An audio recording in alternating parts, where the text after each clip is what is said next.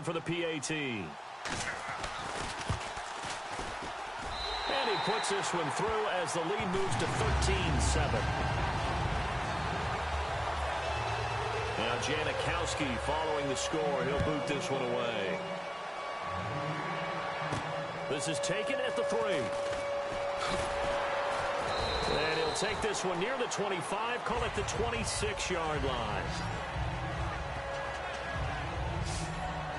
The Eagles offense now, they head back on the field. Last time they were out, they scored. Still trailing here, though, so some work to do. But it's okay in terms of mindset. Because they scored the last time, they're not quite as worried about being down on the scoreboard because now their confidence is a little bit higher. They feel like they've got something going, and they feel like they can attack again and put more points on the board. Are you scoreboard watching if you're the offense, or are you just focused on this drive? We wouldn't be telling the truth if we said that they didn't scoreboard watch. Everyone does it to some extent. But you've got to set it aside right now and just focus on this series. That'll take care of the scoreboard if they punch it into the end zone. Alshon Jeffrey, the intended receiver, and it's second down. After watching him drop that slant, I can hear my old coach's voice ringing in my ears right now. You can't run with the ball until you catch it. Trying to get those rack yards before he secured it. Wentz will try again on second down. That ball's caught. Aguilar right side. It's a gain of 13 for number 13, and it gives him a first down. First down and 10 now for the offensive group.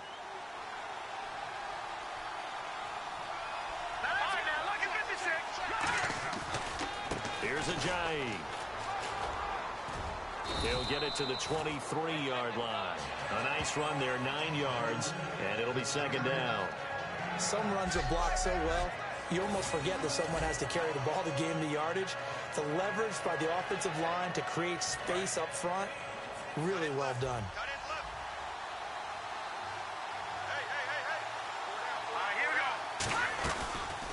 They'll run the option left, and he'll be brought down at the 21, just shy of the 20 in the red zone.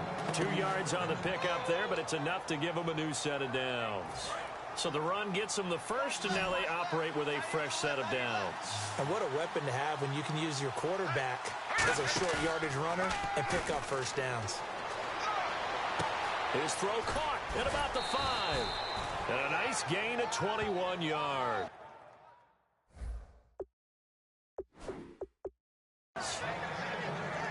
There's so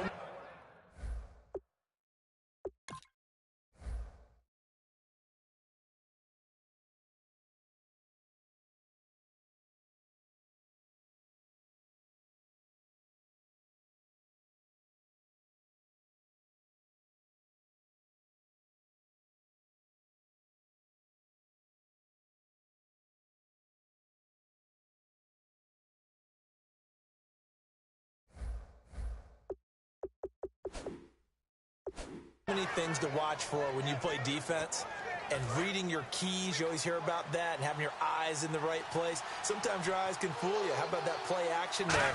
It sprang the big guy, didn't it? Able to dump it over the top to him. No gain on the play that time, and it sets up second and goal.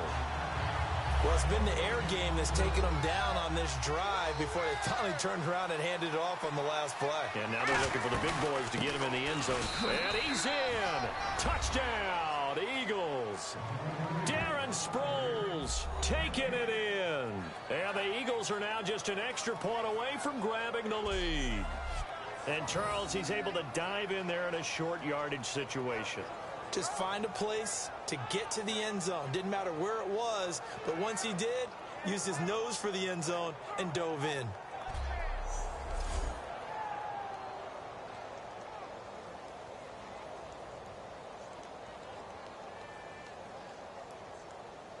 Point after here coming up.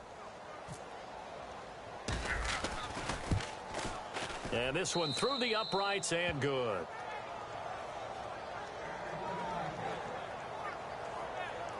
So that drive goes 8 plays. The result, Philadelphia in the end zone.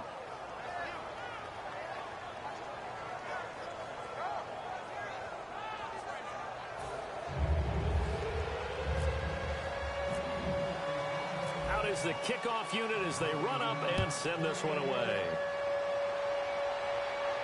This is taken about 7 yards deep. And they'll put up the stop sign there as his guys will get it at the 25. The Seahawks offense now, they get ready to head back onto the field. And they're hoping to capture some of that magic they had last time out when they were able to put together a scoring drive. But they're still down here, Charles. Not the major concern, though, because of what you talked about. Pressure comes, and down he goes. The Eagles get there for the sack. Jordan Hicks coming hard on the blitz. He dumps him for a loss of 8. Now, we talk about players blitzing all the time. I often laugh and sometimes call it just straight-ahead pursuit. What a running start right back to the backfield for him. Yeah, it really didn't give anybody a chance under pressure, and they got to him again. Brandon Graham getting him once again, his 3rd sack of the afternoon. So, Brandon, we sat in with a lot of coaches, and when they talk about things they want to accomplish offensively, I'm not sure that sack and sack are on their play sheet. They go play action with Wilson. He's got a man open. That's Marshall. And he gets this one all the way up to the 40. He got 29 yards that time. He's such a good route runner. Shows it there on 3rd down. Very proficient and a good pass. And you know what I've observed over the years in the NFL? The better a route runner you are, the more confidence your guy's going to have in you to go to you in important times because he can trust you being in the right spot, and they connected there and picked up a 1st down. On 1st and 10, it's Wilson. It's caught on the left side by Baldwin. A good pickup there, 8 yards on the 1st down completion. Baldwin coming off his first Pro Bowl appearance. He had career highs, Charles, in catches with 94, over 1,100 yards. That also a career high. Pretty good season for Doug Baldwin. And I think the place that he really started to take off was midway through 2015. The connection between he and his quarterback, Russell Wilson, where they were playing more from the pocket, bigger plays downfield, that just propelled him into 2016. That, and anything he perceives as a slight, he uses it to his advantage, and he just goes out and plays. And now here's a carry heading left. Looking to find a lane, but he can't, reined in at the line of scrimmage. He got maybe a half yard at most, but officially they'll be left with a 3rd and 2. And, Brandon, every running back wants to use their speed in order to get out in front of things. Sometimes you just have to be patient, let blocks develop. On that play, that didn't happen. And to give this time to the tailback. And nowhere really to go there. He'll take this up just shy of midfield. Just a 1-yard gain on the play, and that'll mean a call to the punt team as it's 4th down. So on 4th down, here's the Canadian-born punter, John Ryan, to kick it away for Seattle. Back deep is Darren Sproles. And he'll keep this one away from Sproles as this is angled toward the sideline. And now the Eagles offense back out onto the field. And that recipe on their last drive that resulted in a touchdown looked pretty good. So they'll be hoping to do that once more.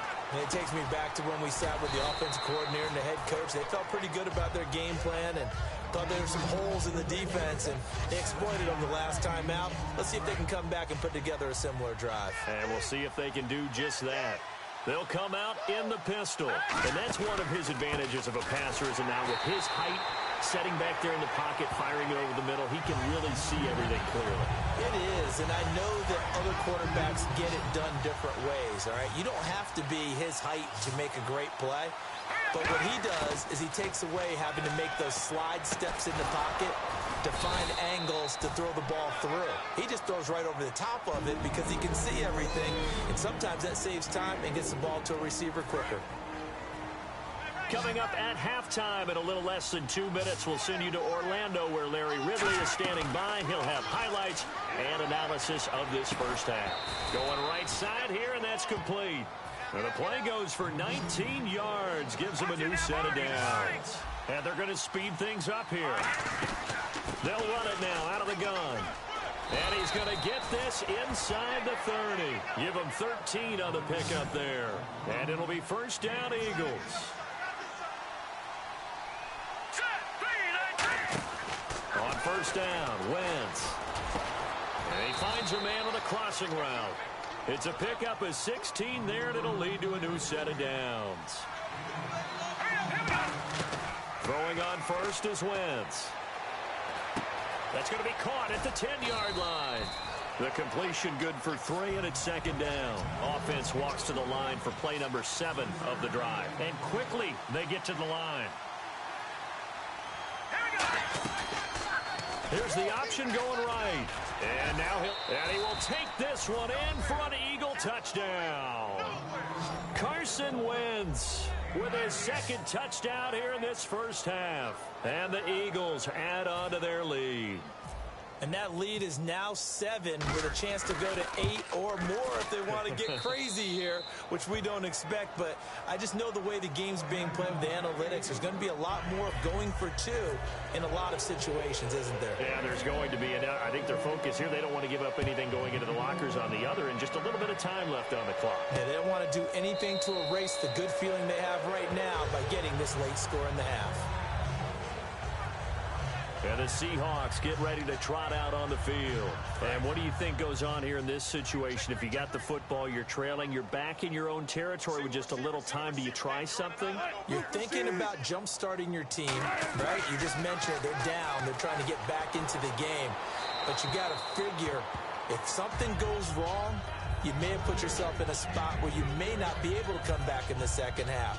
Managing risk, this is a big decision here. All right, different topic here. 2018, the Super Bowl, traveling north, far north to Minneapolis.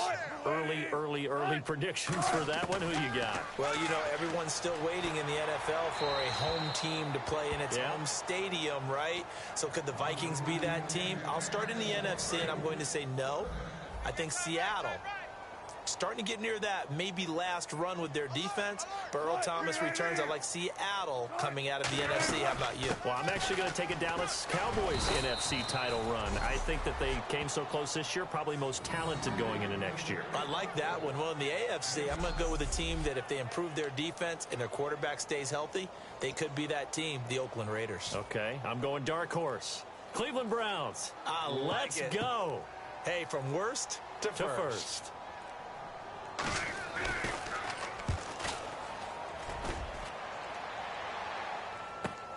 Sproles, the return.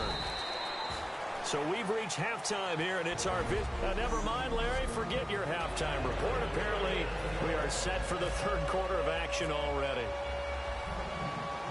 So both teams have their marching orders, and we'll get going again here in quarter number 3. This will be taken in at the 1.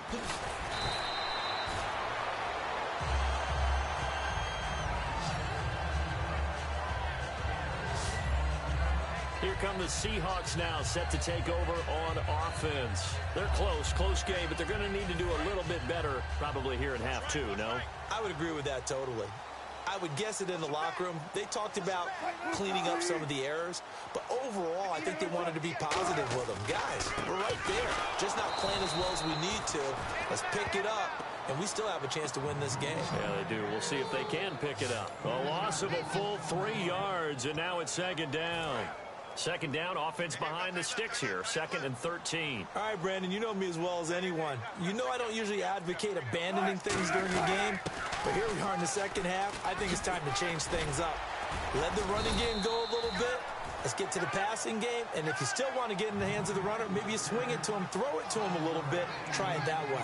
But you got to give kudos to your offensive line and the guy carrying the ball because they were in a 2nd and long situation. It seemed pretty dire, but they brought it back to 3rd and manageable with that run. Here's Wilson. He finds his man, Baldwin. 9 yards on the pickup there, and it keeps the drive alive. I don't care how many times we see it. I still get a kick out of watching quarterbacks and receivers do the pass tree in pregame warm-up.